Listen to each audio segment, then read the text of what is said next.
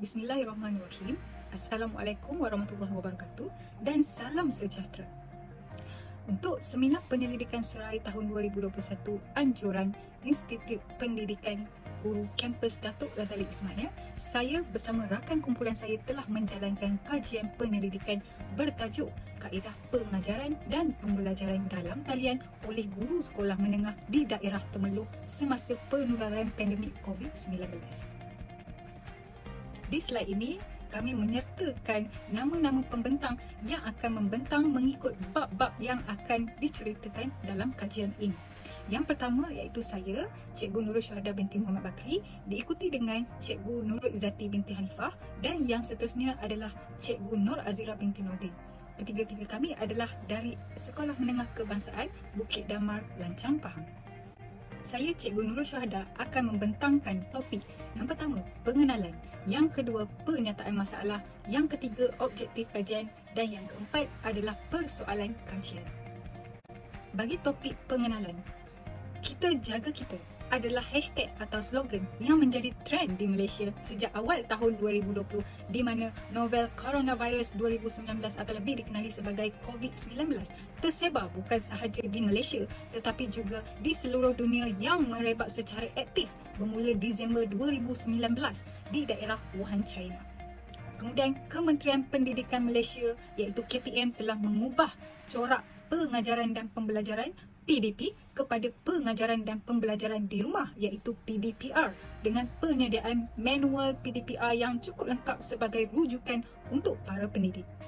Setiap guru perlu membuat pelaporan PDPR menerusi sistem pelaporan PDPR ataupun dikenali sebagai SPDPR bagi mengumpul maklumat pelaksanaan PDPR yang dijalankan oleh guru masing-masing.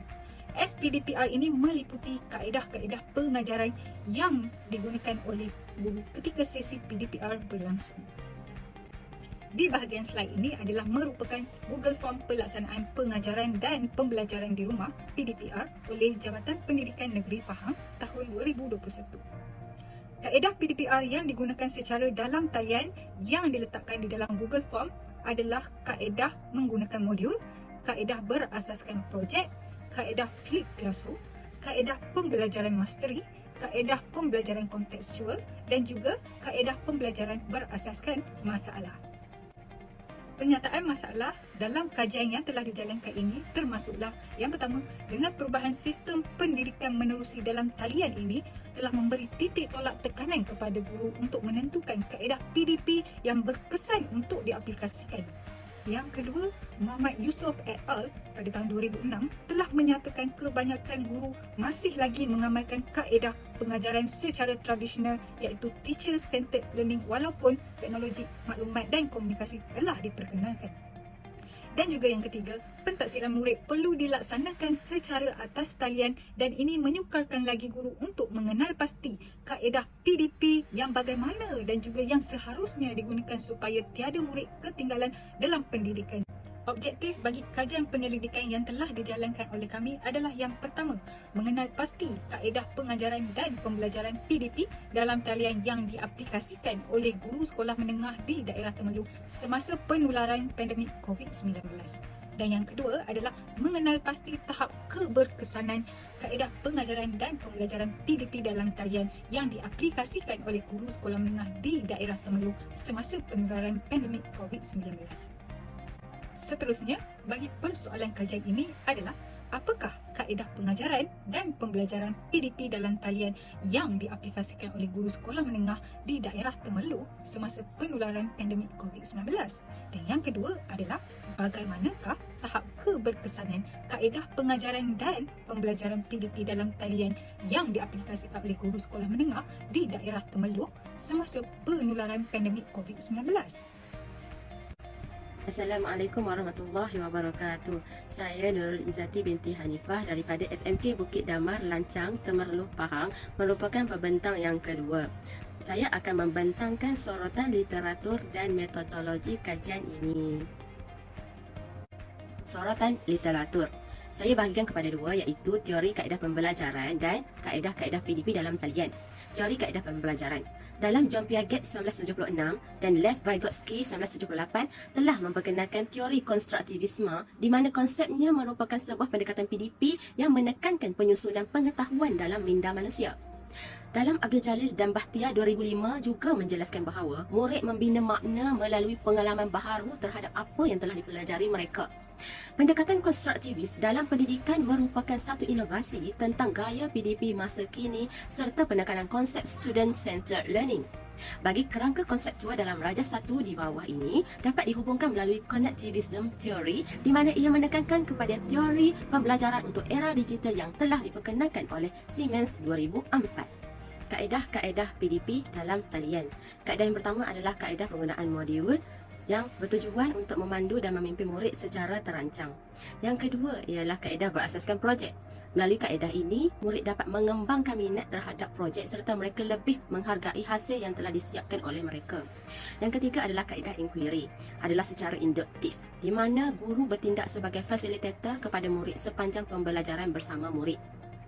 Yang keempat adalah kaedah pembelajaran mastery, di mana menurut Bloom 1968 merumuskan kaedah pembelajaran mastery merupakan suatu pendekatan dan pembelajaran yang memfokuskan penguasaan murid dalam sesuatu perkara yang dipelajari. Yang kelima adalah kaedah pembelajaran secara kontekstual, adalah pembelajaran berdasarkan pengalaman sendiri dan bukannya sekadar mengetahui isi pengajaran yang dipelajari murid. Yang keenam adalah kaedah pembelajaran berasaskan masalah atau dikenali sebagai problem based learning untuk digunakan sebagai kaedah penyelesaian sesuatu topik secara berkumpulan. Metodologi kajian. Saya bahagikan kepada 3 iaitu reka bentuk kajian yang kami gunakan, instrumen kajian dan metode analisis data. Reka bentuk kajian yang kami gunakan adalah reka bentuk kualitatif iaitu secara penyelidikan fenomenologi. Kajian tindakan ini menggunakan instrumen temu bual yang telah diuasai dan analisis dokumen. Instrumen kajian yang kami gunakan adalah temu bual. Okey, kaedah utama yang kami gunakan. Yang kedua adalah analisis dokumen seperti sumber prima dan sekunder yang diperolehi daripada bahan-bahan bertulis. Persampalan kami menggunakan sampel daripada 3 orang guru Kementerian Pendidikan Malaysia yang terdiri daripada 2 orang guru wanita dan 1 orang guru lelaki dari SM Sekolah Menengah di daerah Temeloh yang mempunyai pengalaman mengajar melebihi 5 tahun. Metode analisis data, instrumen yang digunakan untuk penyelidikan ini adalah temu bual. Proses menganalisis data dilakukan dengan mentranskripsikan suara dan video yang dirakam secara manual. Assalamualaikum warahmatullahi taala wabarakatuh. Saya Nur Azia binti Nordin dari Sekolah Menengah Kebangsaan Bukit Damar, Lancang, Pahang adalah pembentang ketiga. Saya akan membentangkan dapatan kajian, kesimpulan kajian dan syur cadangan kajian. Dapatan kajian merangkumi 3 tema utama. Pertama, pemilihan kaedah PDP dalam talian. Kedua, keberkesanan kaedah PDP dalam talian. Dan ketiga, kurang penglibatan murid dalam PDPR. Tema pertama iaitu pemilihan kaedah PDP dalam talian. Kaedah menggunakan modul, kaedah berasaskan projek, kaedah pembelajaran berasaskan inquiry dan kaedah pembelajaran berasaskan masalah merupakan kaedah PDP dalam talian yang banyak digunakan oleh responden kajian. Tema kedua pula adalah keberkesanan kaedah PDP dalam talian. Dapatan kajian mendapati bahawa kaedah PDP dalam talian yang digunakan oleh responden adalah berkesan serta mencapai objektif pembelajaran. Ini disokong dengan kajian Surani dan Hamidah pada tahun 2020. Dalam kajiannya mendapati bahawa 80% responden bersedia untuk mengikuti pembelajaran dalam talian dengan modul yang terancang. 62% responden menyatakan bahawa pembelajaran dalam talian memberi manfaat dan 32% menyatakan kesukaran untuk memahami kandungan pembelajaran.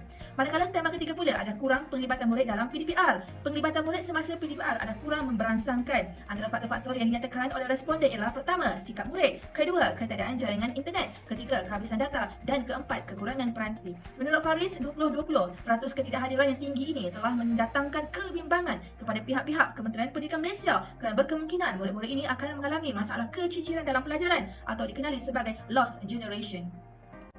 Kesimpulan kajian dan syur cadangan kajian. Pertama, pendidik harus melihat reka bentuk atau pedagogi pembelajaran, kaedah belajar seseorang individu, kepelbagaian teknologi dan media serta kebolehan pendidik melibatkan murid terlibat dalam proses pembelajaran. Kedua, masalah yang dihadapi oleh murid untuk mengikuti PDPR dapat diteliti dengan lebih telus oleh guru, pentadbir sekolah, PPD, JPN serta KPM bagi membantu murid supaya dapat mengikuti PDPR. Dan yang ketiga, mengadakan bekil atas talian bagi memantapkan pengetahuan teknologi maklumat oleh guru yang kurang mahir. Secara kesimpulannya, diharapkan kajian ini dapat membantu guru untuk meningkatkan kaedah pengajaran dan pembelajaran dalam talian, khususnya kepada semua guru di daerah Temerloh Pahang demi kecemerlangan dan kemenjadian murid. Sekian sahaja dari Sekolah Menengah Kebangsaan Bukit Damar. Assalamualaikum warahmatullahi taala wabarakatuh.